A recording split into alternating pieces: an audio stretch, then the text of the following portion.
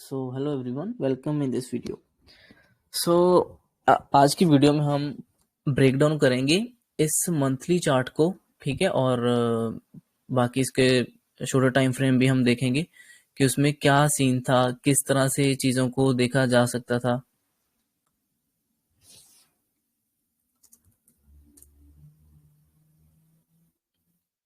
सो ठीक है, तो चलो स्टार्ट करते हैं हम। एक मिनट मैं रिकॉर्डिंग पे लगा लेता हूँ पहले एक बार। ओके, रिकॉर्डिंग स्टार्ट है। सो बहुत ही इंटरेस्टिंग चीज़ें थी, ठीक है। पहले मैं आपको 2-3 दिन बताता हूँ जिस दिन मुझे लॉस हुए थे, वो मैं आपको पहले वो शेयर करना चाहता हूँ कि मुझे लॉस कहाँ पे हो रहा था। 2-3 दिन जो मार्केट अभी चौपी सी हो गई थी ना, बिल्कुल ही साइडवेज, वहां पे मुझे 3 दिन नॉर्मल छोटे छोटे लॉस हुए। इतना कोई बड़ा नहीं, बट वो समझना बहुत इंपॉर्टेंट है। अ, एक मिनट, उन दिनों डेज कौन से थे?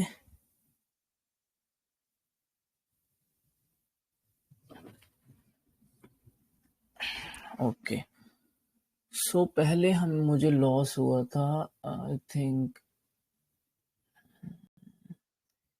कौन सा दिन है? 23 को कौन सा? 23 को फ्राइडे था, ठीक है। 23 को फ्राइडे था, तो मेरा ट्रेड फ्राइडे वाले दिन ज्यादातर सेंसेक्स में ही करता हूँ, ठीक है। फ्राइडे वाले दिन, क्योंकि मैं एक्सपायरी को फॉलो करने की कोशिश करता हूँ कि वहां पे प्रीमियम डीके मिल जाता है, तो वहां पे थोड़ा सा सेफली हमें थोड़ा पॉइंट मिल जाते हैं। हाँ, ये है फ्राइडे का ट्रेड। क्या हुआ कि अ, इससे पहले ना आपको एक बार डेली चार्ट इसके दिखाना इम्पोर्टेंट है। 23, ओके। हाँ, ये देखो। हाँ, ये जो सेंसेक्स का चार्ट है ना, वो देखो। सेंसेक्स में क्या है कि यहाँ पर ना जो 23 की कैंडल है उसकी बात कर रहा हूँ मैं। इसको जूम कर लेता हूँ एक बार। और ओके, ये देखो 23 जो डेट थी उसमें क्या था। उससे पहले क्या हुआ ना कि 22 तारीख को इसने काफी नीचे, मतलब एक पुल बैक सा लिया था। ये एक्सपेक्टेड था, ये मैं थोड़ा सा यही प्लान कर रहा था कि यहाँ से इतना मूव गया तो इसका 40-50% तो उसको पुल बैक लेना पड़ेगा, तभी ऊपर की तरफ ब्रेकआउट करे। तो इसने वो पुल बैक ले लिया था। देखो, ये 40-50% करीब नीचे आ चुका था, तो उसके बाद ही अगर ऊपर क्लोज हुआ तो अगले दिन मैं इसमें कंटिन्यूएशन का ट्रेड देख रहा था। नो डाउट कि मुझे ये चीज भी समझ आ रही थी कि बहुत नीचे से प्राइस आया है, जो रिवर्सल आया था वो बहुत नीचे से आया था। तो बहुत ज्यादा कह सकते हो कि एक्सपेक्टेशन तो इतना बड़ा भी नहीं था, बट मुझे था कि चलो इसको चला जाना चाहिए। वहां पे मैं कंफ्यूज हो रहा था किस चीज में।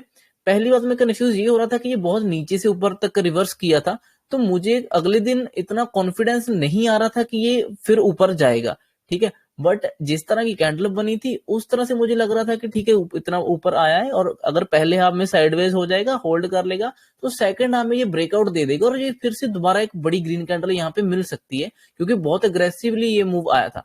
तो मैं इस तरह से ना दोनों बातों में कंफ्यूज रहा पूरा टाइम, ठीक है। मैं इसमें ट्रेड में भी मैंने कहा लिया, मैं वो भी दिखाऊंगा कि इसमें ट्रेड, इसको चलो 5 मिनट में कर लेते हैं।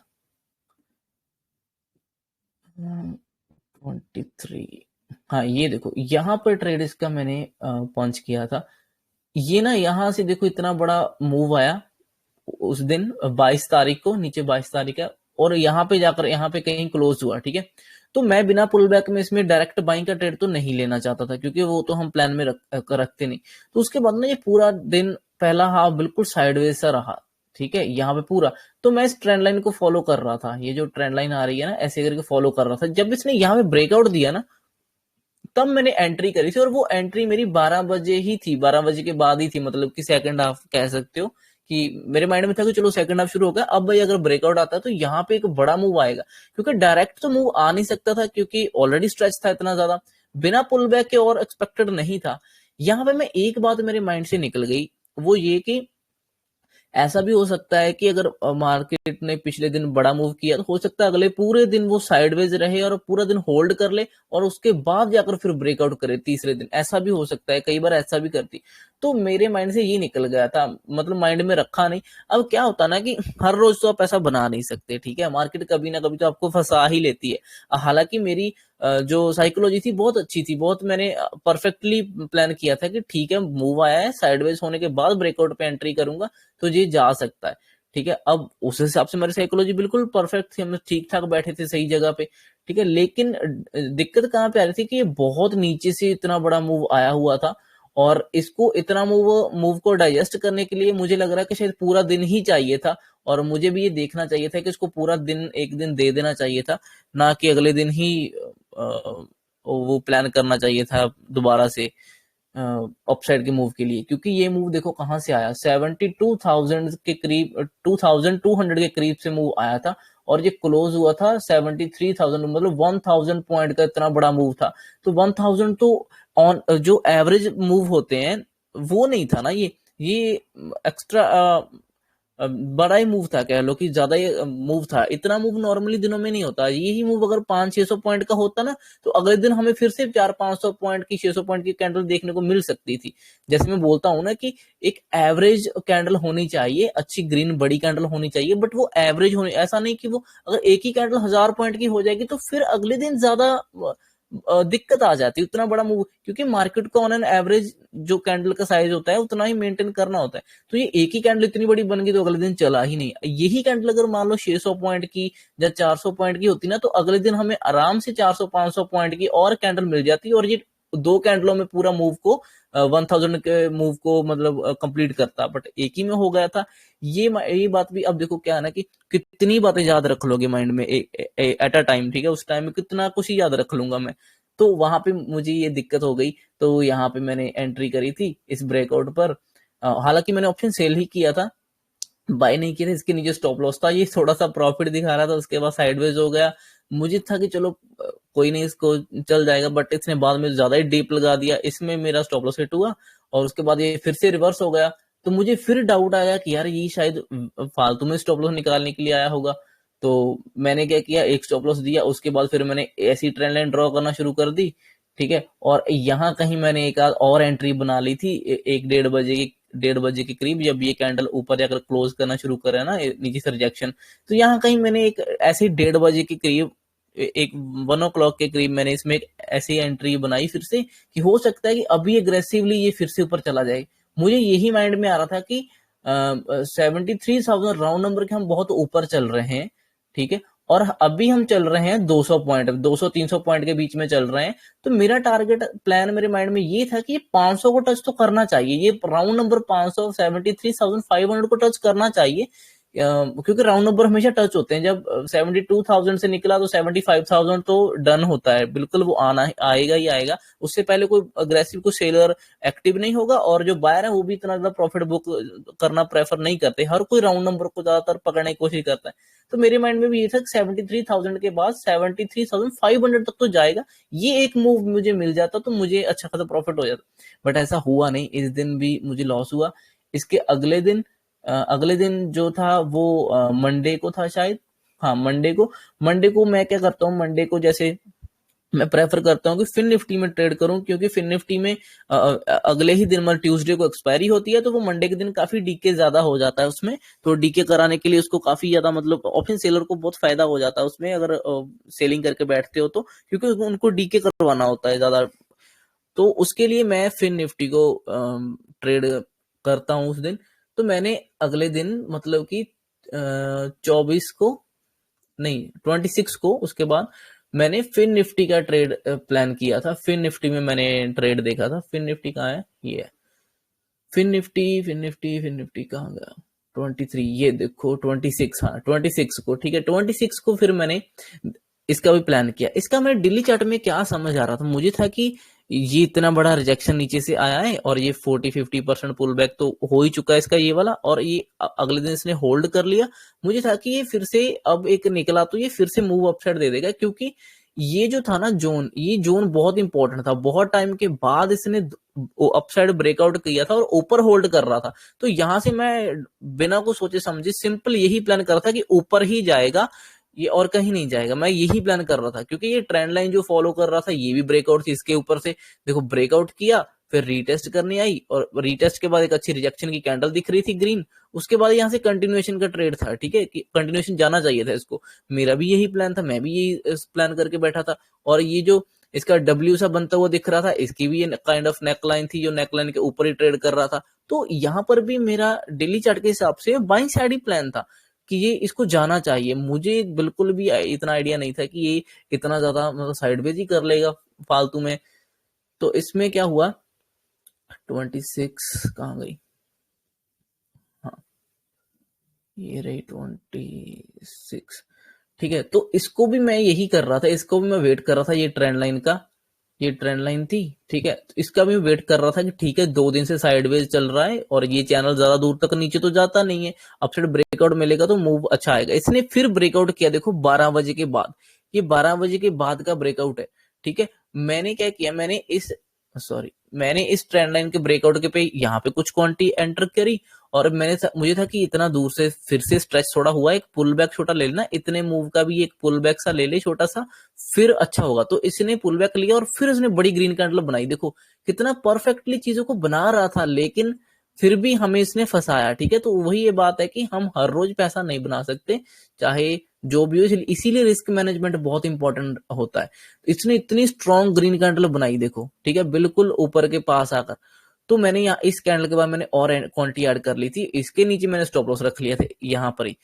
तो उसके बाद एक्सपेक्टेड जो था वो था कि ऊपर जाएगा, लेकिन ये गया नहीं, साइडवेज हो गया थोड़ा सा, साइडवेज में इसके बाद प्रॉफिट थोड़ा सा दिखा रहा था, उसके बाद ये नीचे ही घुस गया। तो इसने फिर यहाँ पे स्टॉप लॉस हिट कर दिया। इसका ये ट्रेड भी मेरा 12 बजे के बाद ही था, तकरीबन 1-1:30 बजे के ही करीब मैंने इसमें एंट्री करी थी, जो कि सेकंड हाफ होता है, तो वहां पे तो परफेक्ट हम ट्रेड प्लान करते ही करते हैं।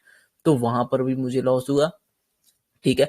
उसके बाद अगले दिन जो था 27 को, वो था ट्यूसडे। ट्यूसडे को तो मैं फिर निफ्टी ही करूंगा क्योंकि इसमें एक्सपायरी है, तो मैं ऑप्शन सेल कर लूंगा। एक बार भी मुझे डायरेक्शन समझ आ गई कि इस साइड ही रहेगा, तो मैं अगर उसी साइड का ऑप्शन सेल करके आराम से बैठा रहूंगा तो वो जीरो ही हो जाएगा।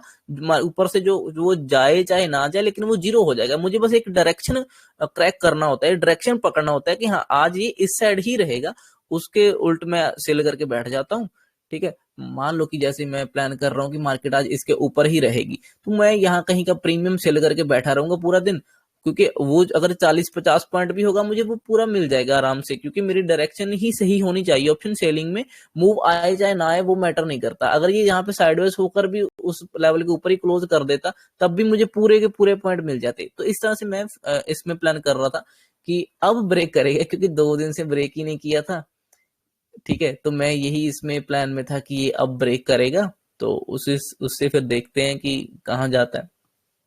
तो क्या हुआ कि मैंने इसका जो यहाँ से जो ट्रेंड लाइन थी इसकी चल रही थी, नेक्स्ट डे जो ओपन हुआ तो साइड स्ट्रेच था, तो यहाँ पे बाय तो नहीं कर सकता था, मैं ये चैनल ड्रॉ करके बैठा था। और ये चैनल के बॉटम से जब उठना लगा, मैंने यहाँ पे एंटर किया और इसके नीचे स्टॉप लॉस। मुझे था कि इस बार ये चैनल से सपोर्ट लेगा और ये ऊपर जाएगा, ऊपर से थोड़ा पुल बैक लेगा या साइडवेज होगा, और फिर ये चैनल को ब्रेक करके निकल जाएगा, तो लंबा ट्रेड मिल सकता है, ठीक है।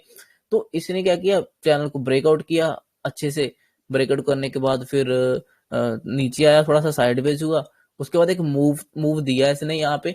बट मैंने इस मूव को प्रॉफिट बुक नहीं किया, क्योंकि मैं सोच रहा था कि चलो और जाने देंगे इसको। बट ये बाद में नीचे आ गया, ठीक है, पूरा नीचे आएगा। नीचे आने के बाद ये साइडवेज होगा और नीचे आकर यहाँ पे ही कहीं क्लोज कर गया।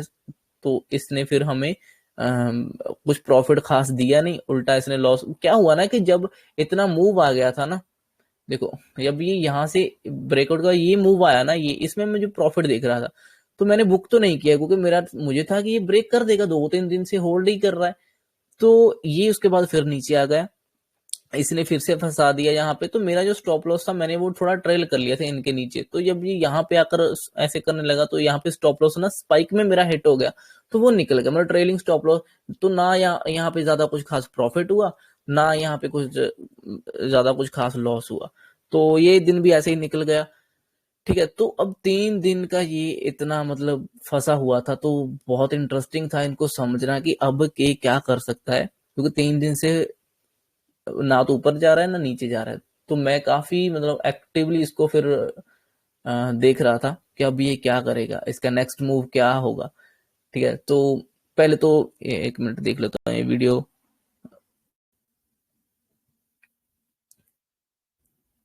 हाँ, 15 मिनट की हो गई, तो इसको पहले तो यहीं पे क्लोज कर देता हूँ। ये मेरे लॉसेस की वीडियो थी, इसमें छोटे छोटे लॉस थे। एक में शायद 7,000 का था, एक में शायद 8,000, 8,500, 8-9 हज़ार के करीब था। तो ये टोटल मिलाकर 15,000 का कह लो कि लॉस उसमें हमें हुआ। तो ये मतलब बहुत ही घटिया सा वो था। अच्छी ट्रेड भी, एंट्री भी सही हो रही थी, अच्छी जगह थी, बट क्या करें, मार्केट चल ही नहीं रही थी। सो ठीक है, जैसा भी है। सो उसके बाद अब हम दूसरी वीडियो में बाकी अब हम डिटेल में उसमें इसको देखते हैं, ठीक है।